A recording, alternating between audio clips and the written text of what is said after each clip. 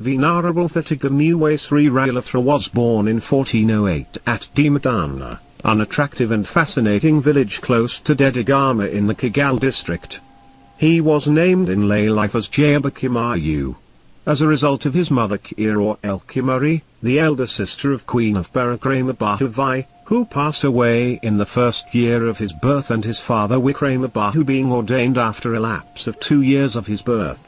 He was taken by family members and well-wishers to the palace of Kote and was placed under the guardianship of King Barakramabahu VI, Siri Parakumba, 1412-1467.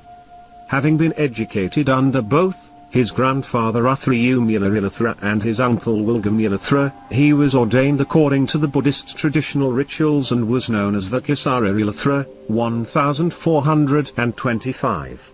In a short spell of time he procured a profound and wide knowledge in a variety of Oriental languages, and the following voluminous compositions written by him will adequately bear testimony to his inestimable erudition and intellectuality.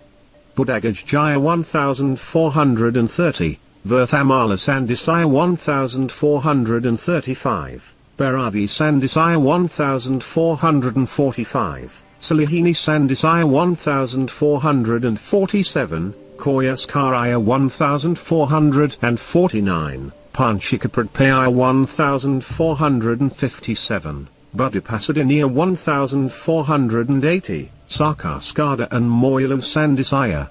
It is recorded that Sri Rahula spent his prime of life at Thotagamuwe temple, and on account of this reason he was widely recognized as Thotagamuwe Sri Rahula. Vijaya Pirivana of Thotagamuwe in the Gal district served as the most popular center of learning about 9.5 centuries back. Thotagamuwe is a picturesque hamlet adjacent to Hikoduwa town. King Vijayabahu 1055-1110, was instrumental in inaugurating this extensively acclaimed Vijayapirivana.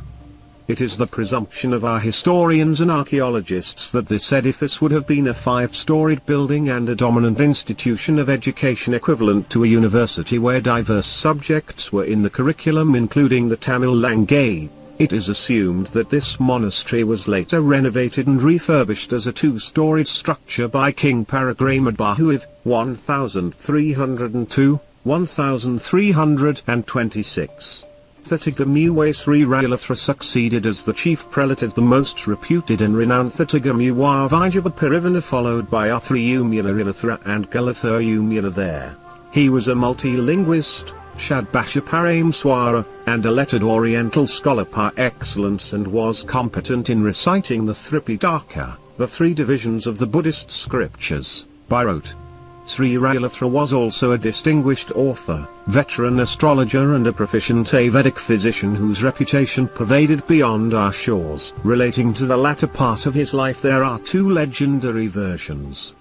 After rendering an inestimable and monumental contribution at Vijayapirivana, he passed away peacefully. On hearing this distressing and agonizing news, the villagers inhabiting around the temple flocked in their thousands to bestow their last homage and reverence.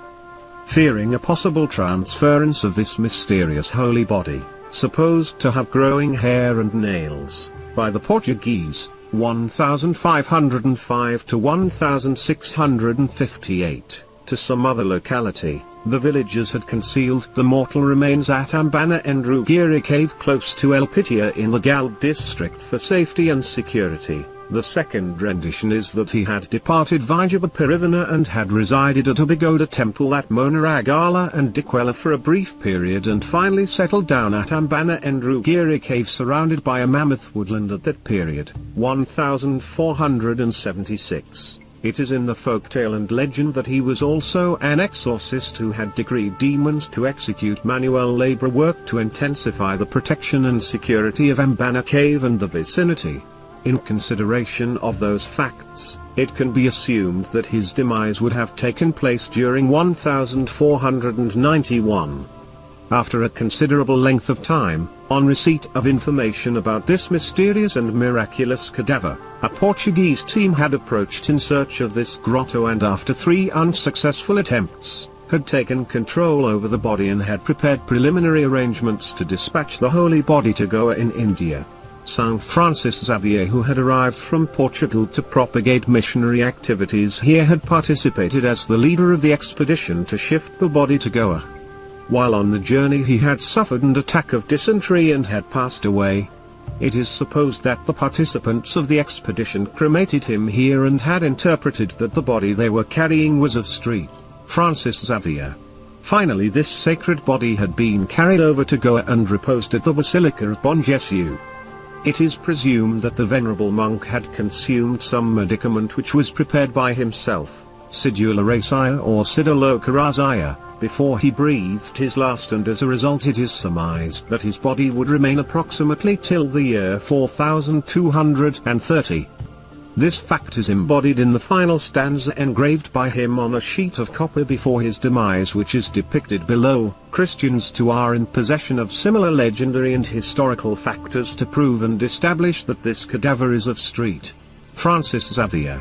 Hence time is opportune to focus the attention of the officials concerned to get this bone of contention cleared and resolved, to ascertain whether this extraordinary mortal remains are of Venerable Sri Rahula or St. Francis Xavier. This is the space era, and it will not be an intricate task or a complicated exercise to establish by the application of modern technology and science whether this prodigious cadaver is of Asian or Western origin.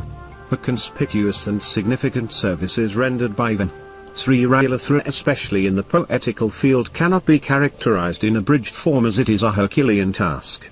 Particularly the Sinhala Buddhist community owes a deep debt of gratuity to Venerable Sri Rahula for his multifarious and multiplex services.